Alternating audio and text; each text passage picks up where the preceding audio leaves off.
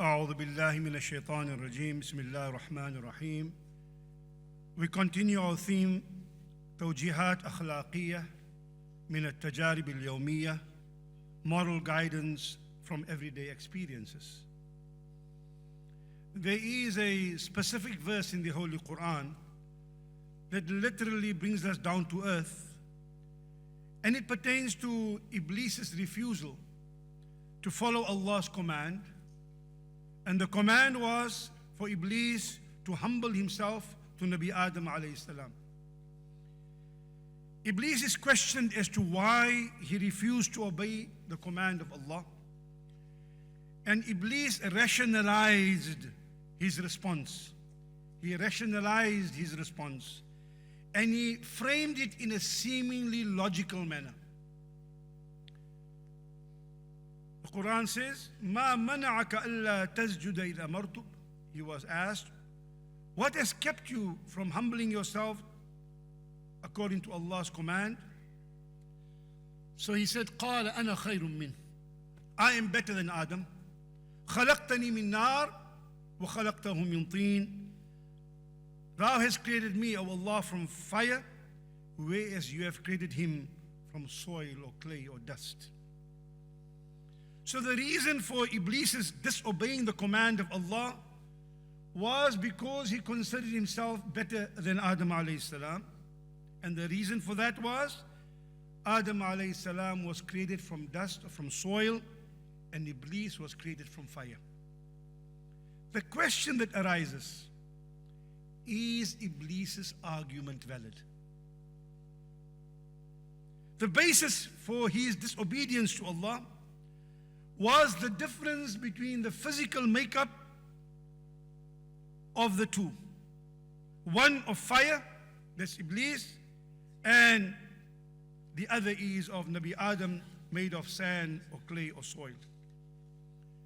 Now, if we examine the basis of Iblis's claim, it clearly reveals the erroneous nature of his assumption. This is very important for people of us who are in key positions or managerial positions or positions of authority. Because sometimes we presume something and we make a decision. And it may be in good intention. But sometimes that good decision or seemingly good decision can block other good things. For example, I may suggest, let's start an Arabic class tomorrow. Of course, the first week we'll have 100 people. But the fourth week you won't have so many, because why? Arabic is not a class you can do in 4 or 5 weeks. It takes years, and after years, you learn some stuff. Whereas you do a Tajweed class, in 6 weeks you can do it. So the idea that people will come for Tajweed will be greater than they will come for Arabic, for that matter. So my suggestion of Arabic is a very good suggestion. But is it practical? Is it what people want? And by my suggestion, a better suggestion may be denied or shelved. Now, if we examine Iblis's claim, it clearly reveals the erroneous nature of his assumption. Of course, fire has great value. Fire is a source of heat, and heat is a source of energy. I think ESCOM needs that. But it's also the main component of hell. As for soil or clay or dust, among the primary components of soil and clay are water, which is the liquid of life, organic matter, gases, air, microorganisms. But the largest component of soil is the mineral portion. About 45 to 50% of the volume of soil is mineral.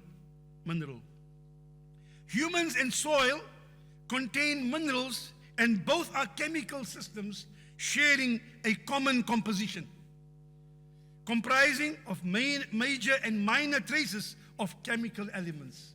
Both human being and soil has oxygen, hydrogen, carbon, sulfur, phosphor, calcium, magnesium, sodium, potassium, iron, silicon, zinc, selenium, copper, manganese, fluorine, all found in soil, also found in the human body. وَهُوَ الَّذِي خَلَقَكُم مِّن تُرَابٍ. Allah made you from dust. All these are essential to human life. By the way, for argument's sake, besides faulting Iblis for his arrogant refusal to obey Allah's command, he should realize that soil holds an advantage over fire because you can blot out fire with sand. But nonetheless, so we have to be cognizant of the fact that if the start of your argument, if the premise of your argument is wrong, and very often we continue debates and arguments, even in religious circles, the premise is already wrong. So you build on your premise and you get emotional about it, and you quote a verse from here and a verse from there, but the premise is faulty. So the conclusion can never be right. So we have to be cognizant of the fact, if we start a discussion, an argument, and the beginning of it is wrong, if the premise is false, the conclusion will always be incorrect.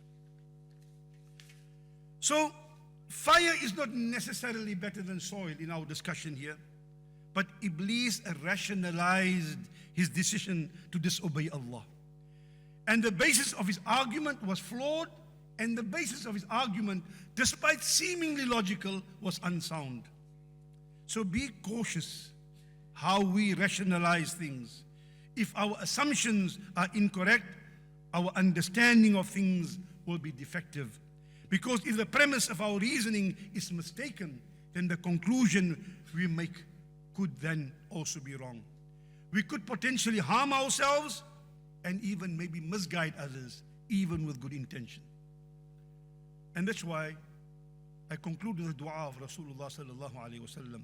Allahumma ja'alna min al-hadeen muhtadeen ghayra dhalleen wa la mudillin. Oh Allah, make us of those who are rightly guided and make us a source of guiding other people. Oh Allah, let us not lead other people astray, nor allow us ourselves to become astray. أقول قولي هذا وأستغفر الله والسلام عليكم ورحمة الله.